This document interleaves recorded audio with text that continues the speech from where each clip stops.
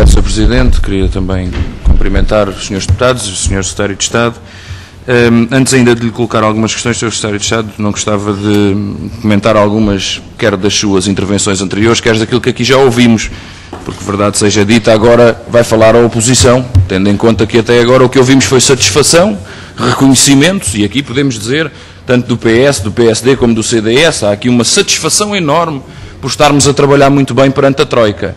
E há até uma coragem no discurso do Sr. Secretário de Estado, uma ênfase corajosa, que esconde, na verdade, uma cobardia política tremenda, que é uma coragem muito grande perante os portugueses para esbulhar os rendimentos do seu trabalho, para atacar os seus direitos, mas uma cobardia é falar grosso para baixo, mas muito fininho para cima, porque perante a Troika o que importa é mostrar a obediência e mais, mostrar satisfeito perante a sua capacidade de servidão, perante essa ocupação financeira a que o país está sujeito. Pena é que assim seja, mas também é bom que fique registado que PS, PSD e CDS embarcam em conjunto nessa senda de submissão. Uma nota sobre a credibilidade e sobre as questões que foram aqui levantadas em torno da credibilidade. O que é que o servo tem de fazer para ser credível perante o senhor? É ser mais servil. E esse caminho da credibilidade, Sr. Secretário de Estado, parece-nos que não é aquele que o país precisa para, e ligando a um outro apontamento que eu gostava de fazer, que é o do crescimento económico. Ser servil, neste caso, é contraditório com a necessidade de crescimento económico. E não é por nada que em nenhuma intervenção, até agora, do Sr. Secretário de Estado e dos partidos da nossa tríade, da nossa desgraça, apareceu uma preocupação em torno das questões do crescimento económico. Aliás, continuamos a ficar satisfeitos, e essa é, julgo eu, a palavra que merece o maior sublinhado, por conseguir mostrar bons resultados a este plano de ocupação, que é um programa político de desmantelamento do nosso Estado e dos direitos dos portugueses. Queria então, e aproveitei 2 minutos para fazer algumas considerações, colocar-lhe algumas questões.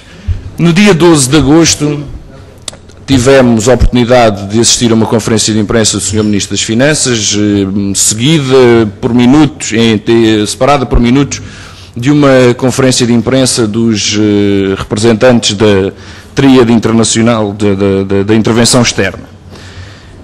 Nessa conferência de imprensa, o Ministro das Finanças não aceitou perguntas, tanto quanto sabemos. Fez uma pequena intervenção, uma curta intervenção, fez 2 ou 3 anúncios de algum impacto, obviamente, mas o que nos espanta é que pouco depois a Troika, os representantes das instâncias internacionais, fazem uma conferência de imprensa bastante mais detalhada, com direito a perguntas por parte dos jornalistas, e em que inclusivamente descrevem e pormenorizam muito mais do que aquilo que o Governo havia feito minutos antes numa conferência de imprensa. Portanto, há aqui 2 questões que gostava de colocar, uma sobre o teor político dessas conferências de imprensa, que já lá vou, mas outra sobre a forma. É que a Troika já não se limita a condicionar o exercício do poder em Portugal, como se antecipa e se substitui, se faz substituir no exercício do poder e até no anúncio das medidas. E, Sr.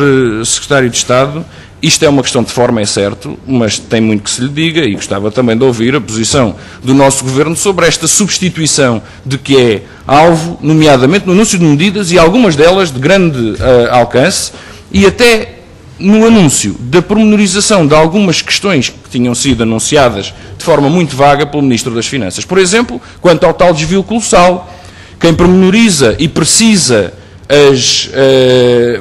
as componentes do desvio colossal é a Troika, não é o Governo. Quem explica onde é que se vai buscar dinheiro para injetar, para suprir parte desse desvio colossal é a Troika, não é o Governo. Minutos depois do Governo ter feito uma conferência de imprensa. Sobre as questões propriamente ditas, nomeadamente a transferência dos fundos de pensões da banca para a Segurança Social, num valor que nunca é totalmente precisado, mas que é possível de ser estimado, refere que 320 milhões serão para o BPN.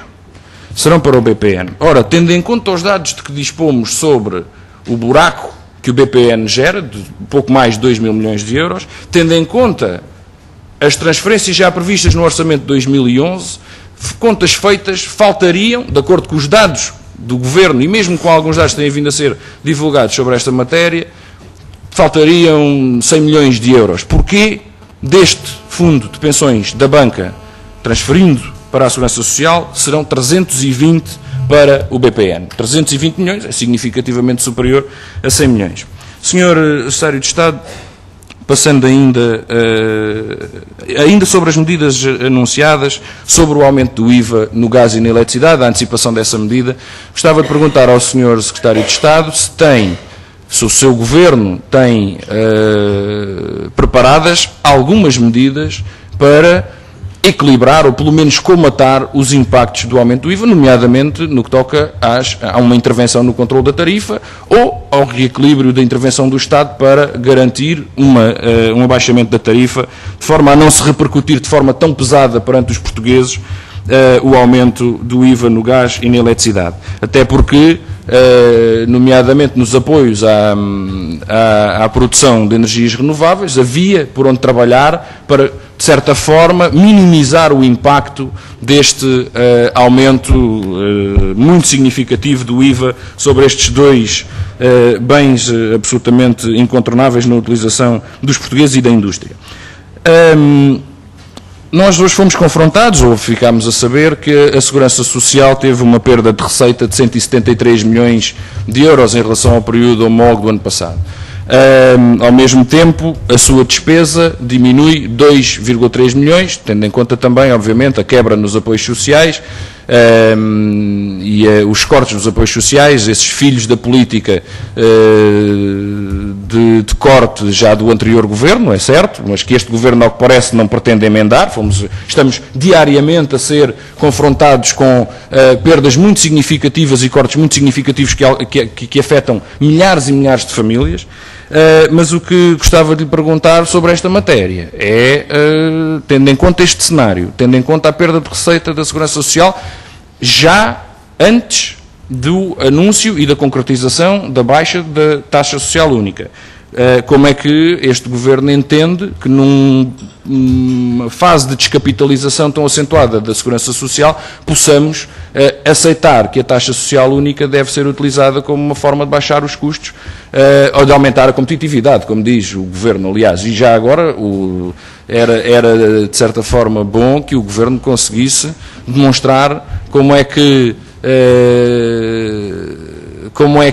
o constante assalto à retribuição do trabalho, porque a Segurança Social acaba por ser uma retribuição de trabalho, ainda que indireta, é uma forma de promover a competitividade.